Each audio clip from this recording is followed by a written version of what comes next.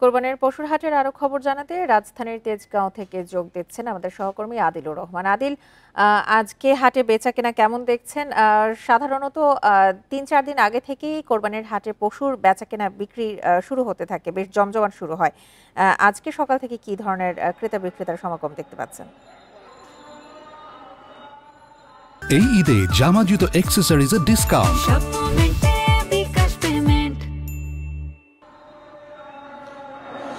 দেখুন, সকালের দিকে আসলে ক্রেতাদের উপস্থিতি খুবই কম থাকে। আমরা যদি গতকাল রাতের কথা বলি, যে আমরা বিভিন্ন হাটে দেখেছি যে কালকে রাতে বিশেষ করে ৮টা-৯টার পর থেকে প্রায় মধ্যরাত পর্যন্ত কোরবানির পশু বেশ ভালো বিক্রি হয়েছে। পাড়া মহল্লাগুলোতে যখন আসলে আমরা বের হয়েছি, পাড়া মহল্লার চিত্র যখন আমরা দেখেছি যে অনেক মানুষ তারা রাতে কোরবানির পশুটি কিনে বাড়ি ফিরেছেন। তবে সকালবেলায় হাটের পরিস্থিতি বিক্রেতা আছে, ক্রেতার সংখ্যা কম।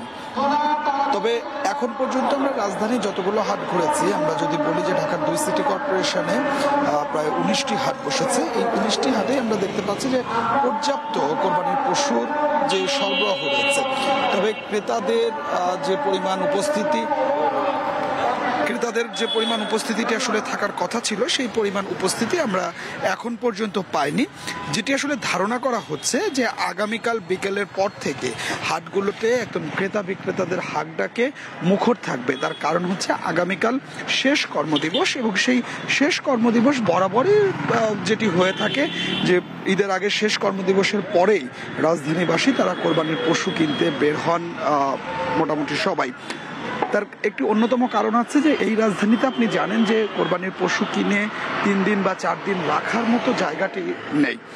অনেককেই কোরবানির পশুটি সড়কে রাখতে হয়, বাসার গ্যারেজে রাখতে হয়।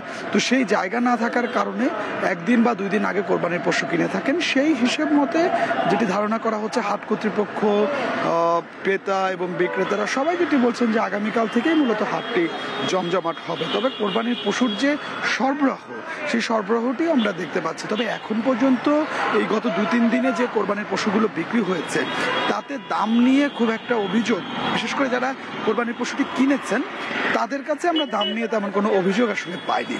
তারা বলছেন যে গত বছরের চেয়ে কোনো ক্ষেত্রে তারা কম দামেই কোরবানির পশুটি কিনতে পারছেন। তার কারণ হচ্ছে এবছর সরবরাহটাও অনেক বেশি। তবে যারা দরদাম যাচাই করছেন তাদের কাছে দাম নিয়ে অভিযোগ আছে যে দাম বেশি হচ্ছে। শুধুমাত্র যারা দরদাম যাচাই করতে আসছেন তাদের কেউ কেউ বলছেন যে গত বছরের চেয়ে বছর দাম বেশি চাচ্ছেন।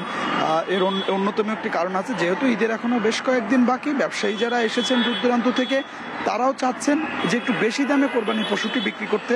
তার কারণ হচ্ছে তারা গত 1 বছর বা 2 বছর ধরে যারা লালন পালন করেছেন এই কোরবানির পশুগুলো, গোখাদ্যের দাম থেকে শুরু করে লালন পালন ব্যয় অনেক বেড়ে যাওয়ার কারণে ব্যবসায়ীরা বলছেন যে কোরবানির পশু যদি বেশি দামে তারা বিক্রি করতে না পারেন, সেক্ষেত্রে তাদেরকে আর্থিক ক্ষতির মুখে পড়তে হবে।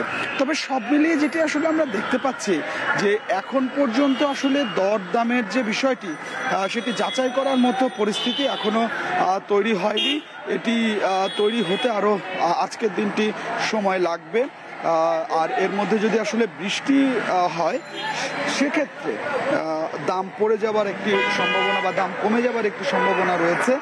তার কারণ হচ্ছে আমরা বেশিরভাগ হাটগুলোতে যেটি আসলে দেখতে পাচ্ছি যে গরু কোরবানির পশু রাখার যে ব্যবস্থাটি, সেই ব্যবস্থাটি ভালো না। আমরা যদি এই তেজগাঁও পলিটেকনিক ইনস্টিটিউট মাঠের হাটটির কথা বলি, যে এই হাটটি শুধুমাত্র মাঠে করার কথা ছিল, কিন্তু এখন পর্যন্ত আমরা দেখতে পাচ্ছি যে আশেপাশে প্রায় 2-3 কিলোমিটার এলাকা জুড়ে এই হাটটিতে রাস্তার উপরেই বসানো হয়েছে, রাস্তার উপরেই কোরবানির পশুগুলো রাখা হয়েছে। যদিও সিটি কর্পোরেশন এখন পর্যন্ত নির্বিকার। ইজারার যে শর্ত ছিল যে রাস্তার উপরে, সড়কের উপরে কোনো হাট বসানো যাবে না, কিন্তু এখানে সেই নিয়মটি আসলে মানা হয়নি এবং ইজারাদারের বিরুদ্ধে এখন পর্যন্ত সিটি কর্পোরেশনের পক্ষ থেকে কোনো ধরনের কোনো ব্যবস্থাও নেওয়া হয়নি। জনগণের ভোগান্তি হচ্ছে, পথচারীদের ভোগান্তি হচ্ছে, কিন্তু সেটি কোনো রকম কোনো প্রতিকার মিলছে না। সিটি কর্পোরেশন একরকম